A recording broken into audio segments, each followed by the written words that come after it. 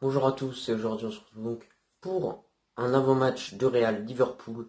Juste avant que cette vidéo commence, abonne-toi, c'est ultra important et like cette vidéo tout simplement et en commentaire donne-moi ton pronostic pour ce match.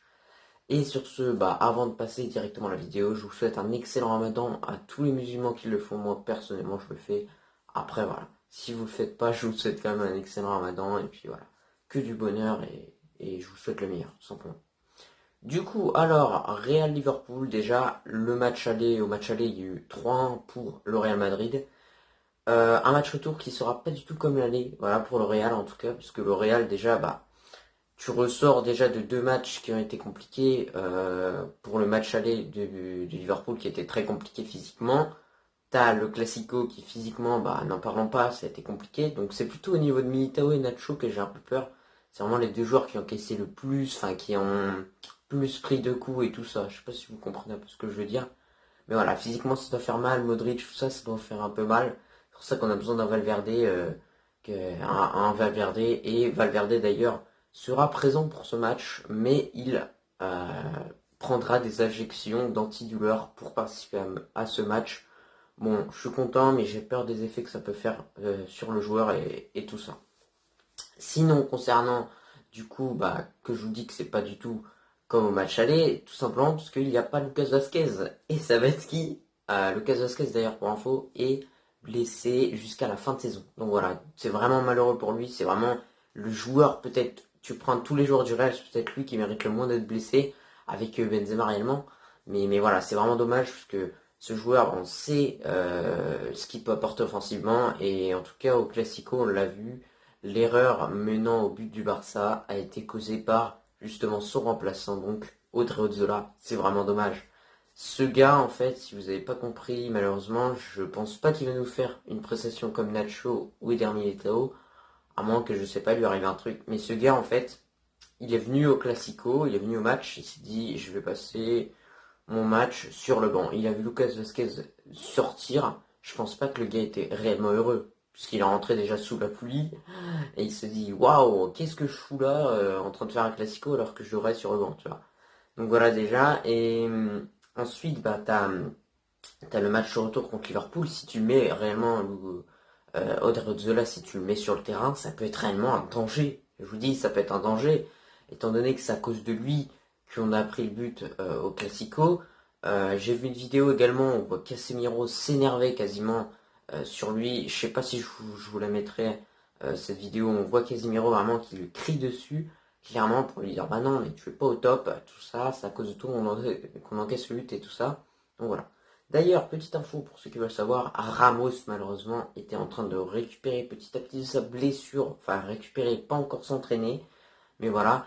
Et malheureusement Ramos a attrapé le Covid-19. Voilà, donc moi en tout cas, c'est mon joueur préféré, je lui souhaite un excellent euh, rétablissement, puisque franchement, le Covid peut toucher tout le monde. Voilà, donc on ne sait pas ce qui peut se passer, en tout cas moi ça me fait un peu flipper. Voilà, je vous le dis honnêtement. Voilà.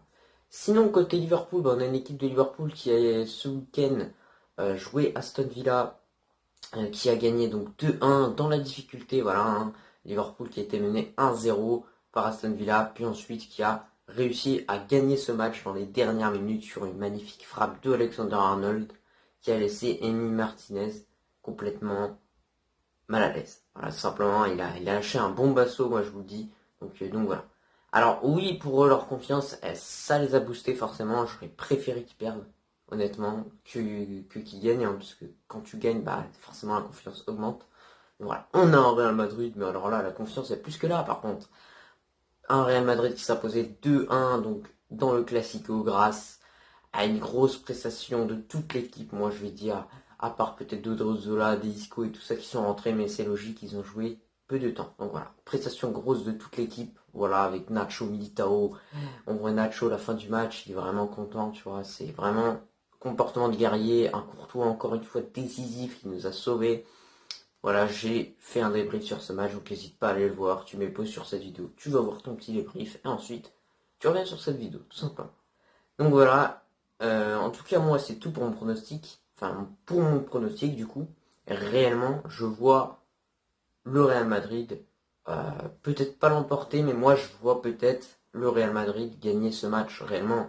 Quand tu vois les dernières prestations, quand tu vois Liverpool, alors oui, ça va être compliqué parce que on va voir un match, dès le début du match, on va voir un match avec énormément d'intensité. Le Real ressort déjà de 2 matchs à grosse intensité. Liverpool, eux, bah, c'était Aston Villa. Bon, c'est quand même de l'intensité, mais bon, bref, c'est pas la même qu'un Classico. Et voilà, on a le Real qui sort de... Moi, j'ai peur, en fait, que ça fasse le même scénario que contre l'Athletic Bilbao en Copa del Rey, où le Real avait vraiment ressenti une grosse fatigue au niveau des joueurs. On l'avait vraiment ressenti au niveau du match quand on le regardait. Et donc ça, vraiment, j'ai vraiment pas envie que ça arrive, puisque franchement, bah, on a vu que le Real peut se faire battre par tout le monde lorsqu'il est fatigué, tout simplement. Voilà. Donc j'ai vraiment peur de ça. Par contre, j'ai confiance en Benzema qui est juste incroyable, voilà, qui est sorti en avance dans ce Classico, voilà. D'ailleurs, voilà, hein, il est sorti en avance bien sûr pour se préserver, voilà, pour se préserver. Mais pour moi, je vois relativement quand même le Real s'imposer. Et oui, je vois le Real gagner quand même, malgré le match aller. Je les vois gagner ce match. Peut-être pas avec un gros score, mais je les vois gagner ce match, tout simplement. Je les vois pas perdre. Zidane a dit en conférence de presse, au début des 3 matchs, on veut gagner les 3. On a fait 2 sur 3. Maintenant, il reste ce dernier match, mais ça va être chaud. Ça va être chaud, étant donné que t'as pas Lucas Vazquez, qui était vraiment un gros pilier. Mais voilà. Moi, j'ai confiance en cette équipe du Real Madrid. Voilà. N'hésite pas également à me donner ton pronostic en commentaire, même pour les autres matchs. Hein, voilà, tout confondu, c'est pas grave. Et sur ce, bah, je te souhaite une excellente journée, frérot.